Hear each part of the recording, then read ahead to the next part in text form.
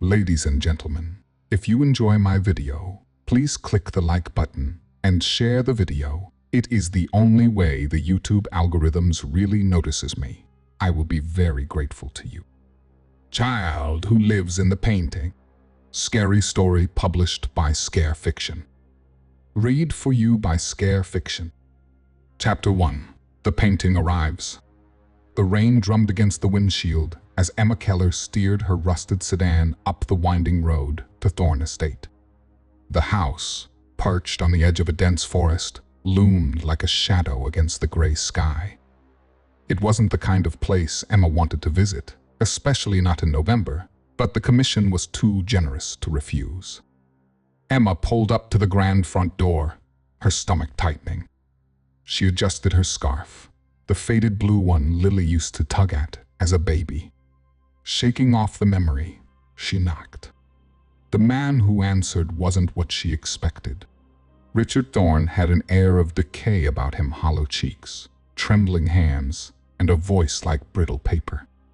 His eyes barely met hers as he led her through a maze of dimly lit hallways to a locked room. Inside, resting on an easel beneath a faded sheet, was the painting. Richard peeled the cover back with deliberate slowness. Emma stifled a gasp. The portrait depicted a boy, no older than 7, dressed in old-fashioned clothing. His brown eyes glinted as if catching the dim light, too alive for brushstrokes. The background, a shadowy room, seemed to melt into the edges of the frame. "It's been in my family for generations," Richard murmured, his fingers lingering on the gilded edge of the frame. "But it's deteriorating. Needs restoring. Just be careful." Emma frowned. "Careful?" Richard's lips twitched into something like a smile, but there was no warmth in it. "Don't stare too long. It has a way of getting into your head." She laughed nervously, chalking it up to eccentricity. "I'll keep that in mind." That night, the painting sat on her studio wall. Emma unpacked her tools, avoiding its gaze as much as possible. Still, she caught herself glancing at it again and again.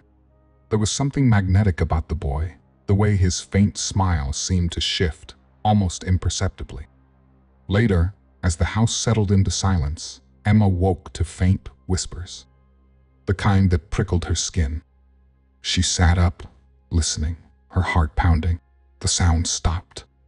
By morning, she was certain it had been a dream until she noticed the boy's expression. His smile was still there, but now it seemed sharper, knowing. Chapter 2. The Boy in the Painting. Emma set her coffee mug down on the cluttered workbench, staring at the painting. She told herself the shift in the boy's smile was a trick of the light. Paintings didn't change. They couldn't, but the unease gnawed at her, a quiet hum beneath the surface of her thoughts. The smell of varnish and old wood filled the studio as she searched for answers. Hours melted away as she combed through archives online and databases she'd used for years as an art restorer. Yet, every search for the painting, or even the artist, came up blank. Frustrated, Emma finally dialed Richard Thorne. "What exactly am I dealing with here?" she asked, pacing the studio. There was a pause on the other end. When Thorne finally spoke, his voice was clipped. "It's an old family piece, passed down for generations. Nothing more." "Nothing more? Come on, Richard. There has to be." He cut her off. "Leave the past buried, Miss Keller. Focus on your work." The call ended abruptly, leaving Emma with more questions than answers. That night, her dreams were restless, filled with fragmented images of a child sobbing in the dark. She couldn't see his face, only hear his muffled cries and feel the cold weight of his grief pressing down on her chest. She jolted awake, gasping for air. Her studio felt wrong when she entered the next morning. The air was heavy, almost suffocating. Her tools weren't where she'd left them. A small, fine brush now lay on the floor, snapped in half. A tube of paint had been upended, streaking red across the floorboards like spilled blood. But the painting was what made her freeze.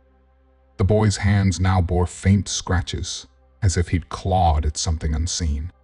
And in the shadowy background, a door was ajar, a door she swore hadn't been there before. By the time Mike arrived, she was desperate to confide in someone. "It's grief," Mike said, arms crossed as he glanced at the painting.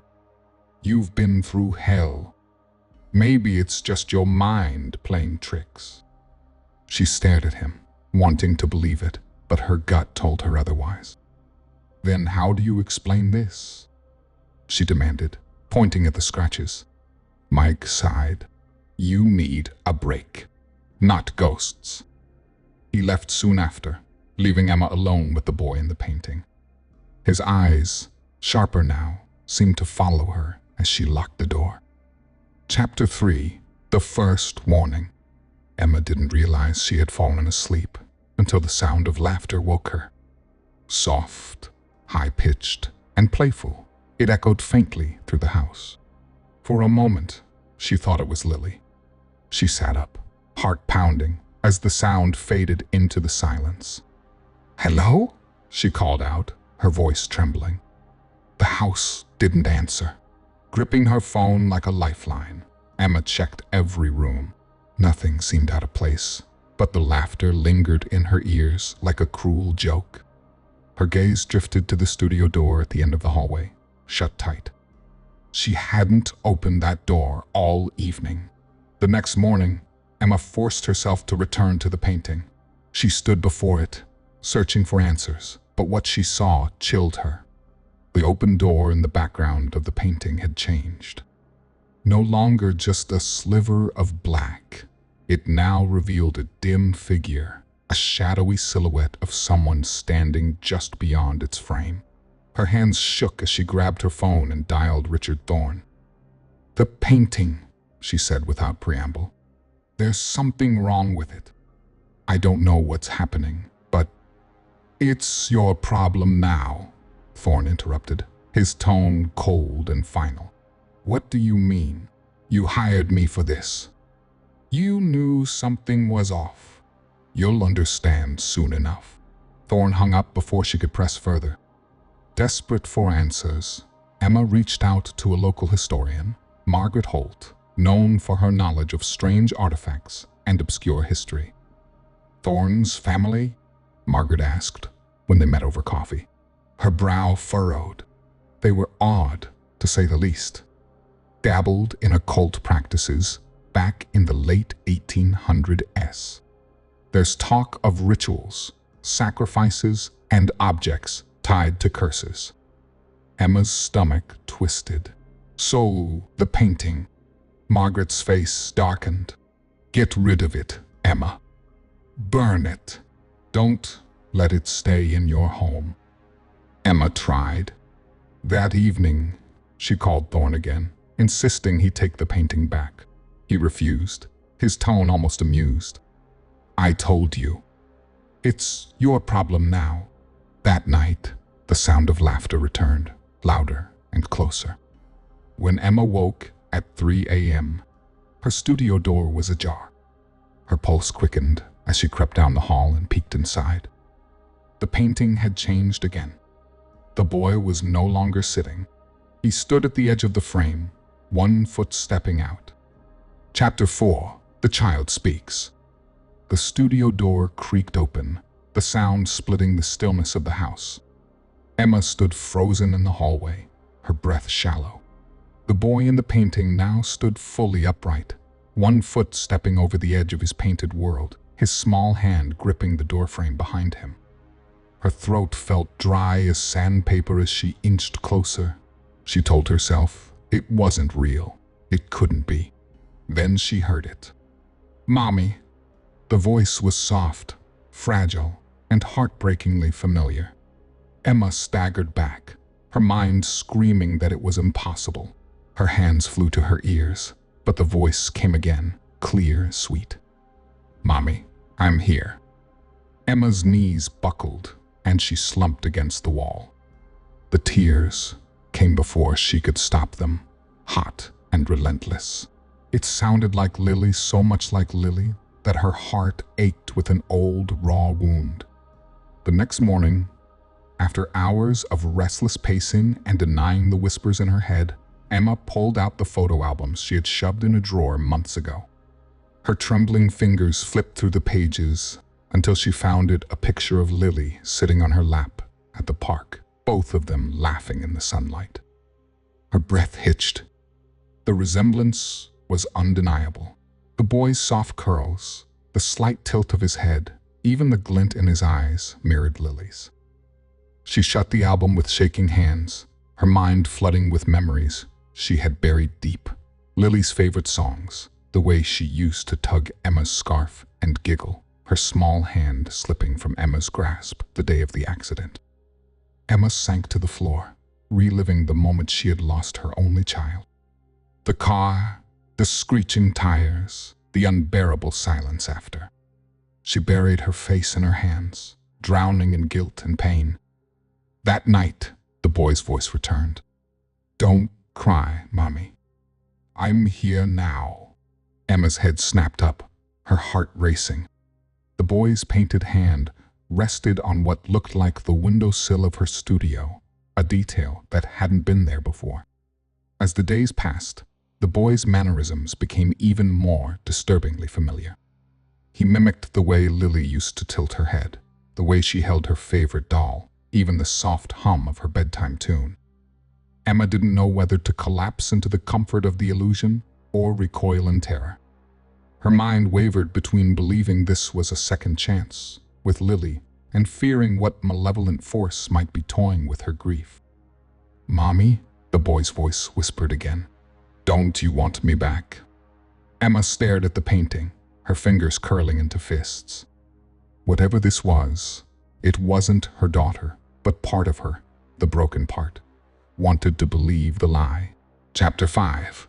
The History of the Painting. Emma gripped her phone tightly, pacing her kitchen while Margaret's voice crackled on the other end. "I found something," Margaret said, her tone heavy with urgency. The painting, it wasn't just an heirloom. It was created by William Thorne, Richard's great-great-grandfather. He wasn't just an artist, Emma. He practiced dark magic. Emma stopped pacing, her stomach twisting. What kind of magic? "The kind that shouldn't exist," Margaret replied grimly. "According to what I've found, Thorne believed he could cheat death by transferring his soul into a painting. But he needed a vessel, someone innocent. A child." Emma's knees nearly gave out. Her eyes flicked to the studio door, the weight of Margaret's words pressing down on her. "So, the boy in the painting wasn't just painted," Margaret said. "He was trapped." Emma's heart sank as she thought of the boy's pleading voice and Lily's familiar gestures. "And the entity?" Margaret hesitated. "The boy is a victim, Emma. But there's something else in that painting, something darker. It's using him as a lure.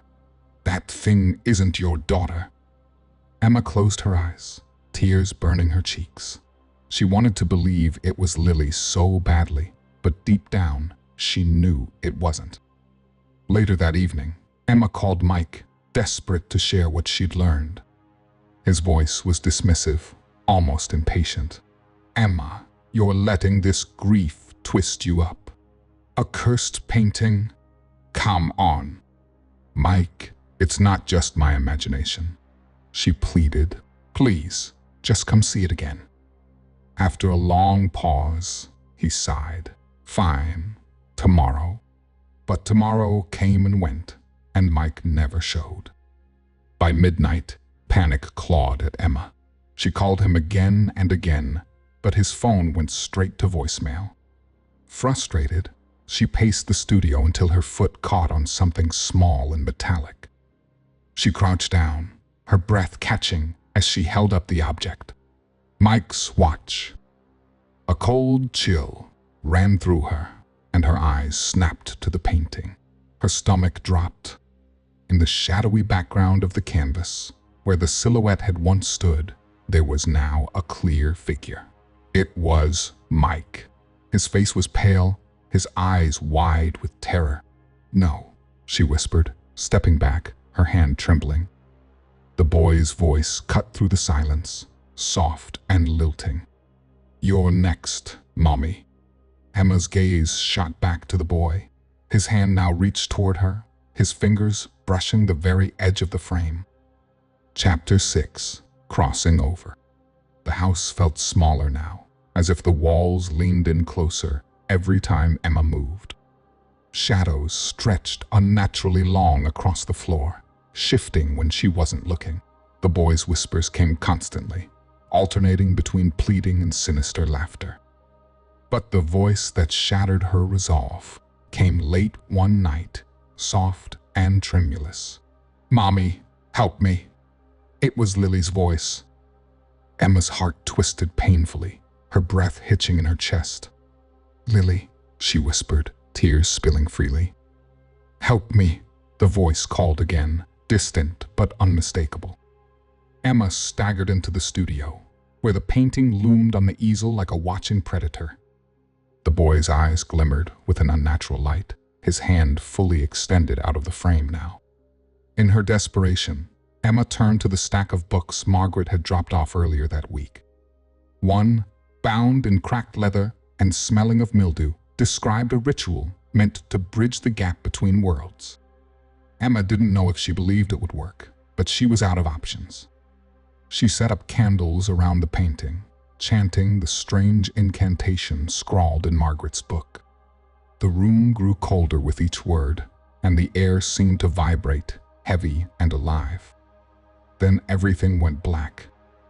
When Emma opened her eyes, she wasn't in her studio anymore. She was standing in her house, but it wasn't her house. The walls pulsed as if alive, and the air smelled of decay. Familiar rooms stretched and warped into unnatural shapes. The hallway leading to the studio seemed endless, the light at its end flickering like a dying bulb. "Mommy," the boy's voice called, echoing unnaturally. Emma turned to see him standing in the doorway to the living room, his small frame trembling. He looked more human here, his eyes wide with fear. "Please, you have to free me," he begged. "I don't want to be here anymore." She took a hesitant step toward him. "You're not Lily," she said, her voice breaking. "No, but I can take you to her," he whispered. His voice shifted, deepening, becoming colder. "Let me out, and I'll bring her back." Emma froze as his face began to change. His eyes darkened, his innocent expression twisting into a cruel grin. "If I leave," he said, his voice now layered with something ancient and malevolent, "something else comes through." The walls began to close in, the air thickening as a deep growl reverberated around her. Emma's mind raced. If she freed him, she risked unleashing something far worse. But if she didn't, the boy took a step closer, his shadow growing unnaturally large. "Make your choice, Mommy. I want you to execute the following steps. Step 7, take this outline, Chapter 7, the confrontation. The true enemy. Emma discovers the dark entity behind the painting's power, which has been manipulating her emotions to break free. The boy transforms into something monstrous, revealing his true nature. Climactic fight. Emma must destroy the painting from within while evading the entity's attacks. She finds a way to sever her connection to the child by confronting her guilt over Lily's death. Cliffhanger.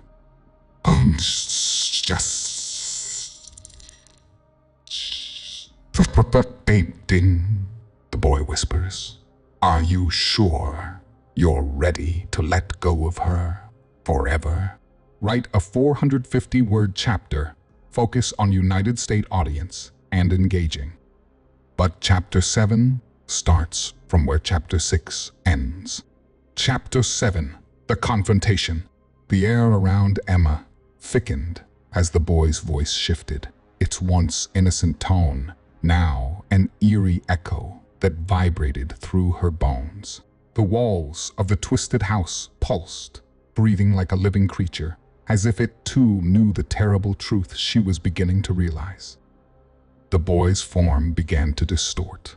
His body rippled, skin pulling tight over bones, muscles stretching unnaturally, and his eyes, once wide with childlike fear, began to gleam with something darker, older, more predatory.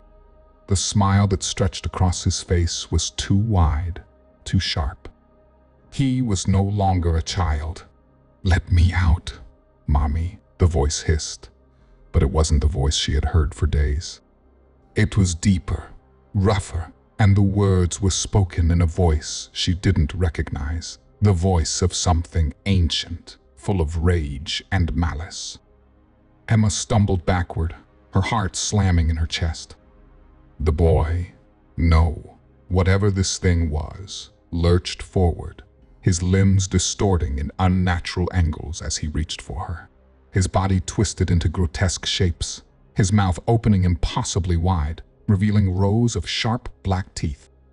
"You thought you could save your little girl?"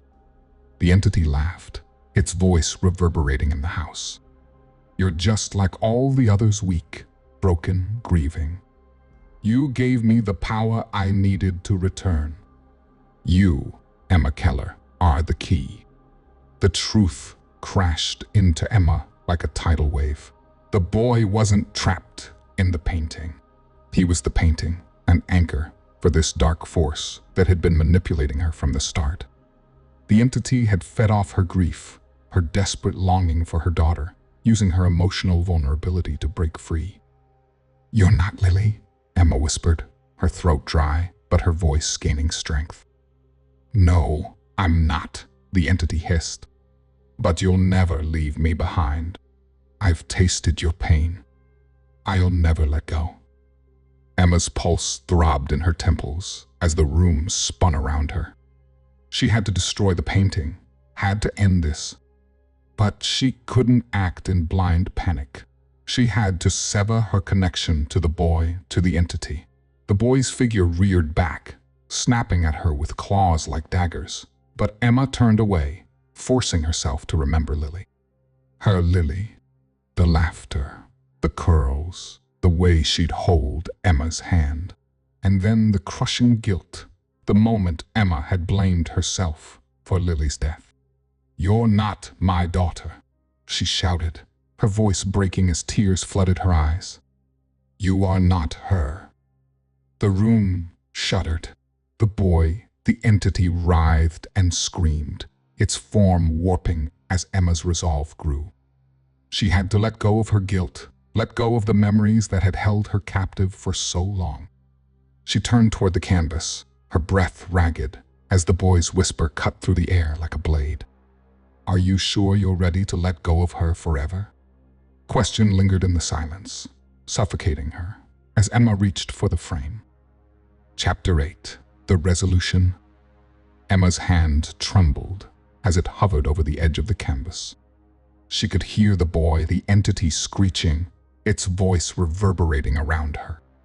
Her fingers brushed the frame, and in that instant, a violent surge of energy shot through the air. The studio trembled, as if it had a heartbeat of its own, and then bam, the painting ignited. Flames erupted from the edges, curling around the canvas like a living thing. Emma staggered back, her heart pounding, but her feet refused to move. She knew this was the end, knew that destroying the painting would sever the connection, but the fear, the grief still gnawed at her. The fire crackled, consuming the boy's form, warping it into a nightmarish silhouette of smoke and heat. Her eyes locked onto the twisted, burning visage. She had to let go. She had to leave the past behind. As the inferno consumed the painting, the flames reached higher, the fire spreading faster than she could react. The studio was alive with roaring heat. A wave of panic swept through Emma. She turned to flee, but the heat was overwhelming, the walls closing in. The smoke choked her, blurring her vision, but somehow she managed to break free, stumbling out of the door just as the entire room erupted in flames behind her. She fell to the cold earth outside, coughing, gasping for air, her chest aching. The fire's roar echoed in her ears, but the studio was gone, reduced to ash. She lay there for what felt like hours, staring up at the stars, unable to move. Her mind raced. Had it really ended? Had she truly destroyed the entity? The silence that followed was deafening. No whispers, no shadows lurking in the corners of her vision. For the first time in weeks, Emma felt an eerie calm settle over her. She could breathe again. But even as she stood, her mind remained unsettled, like the echoes of a storm just passed. Had she made the right decision? The grief still tugged at her heart, raw and unresolved. Was the boy truly gone? Or had she just destroyed the only way she could have connected with Lily again? Weeks passed. The fire had destroyed the painting, and the world outside seemed to have moved on. Emma returned to her work, trying to resume some sense of normalcy, but the questions remained haunting her. Then, one afternoon, a strange occurrence pulled her back into the nightmare. She stood in front of an auction house, drawn to an unassuming portrait that seemed strangely familiar. The label on the frame read, "Portrait of Emma Keller," her name, her face staring back at her from the canvas. Her breath caught in her throat as she leaned in closer. The figure in the portrait stood in the same spot where the boy had once been, a perfect replica of Emma, framed by the same old wooden border. And then, soft and cold, she heard it, the whisper, "I'm still here." A chill swept down her spine as the words echoed in her mind, and before she could move, the voice cut through again. "Are you sure you're ready to let go of her forever?" The darkness had never truly left.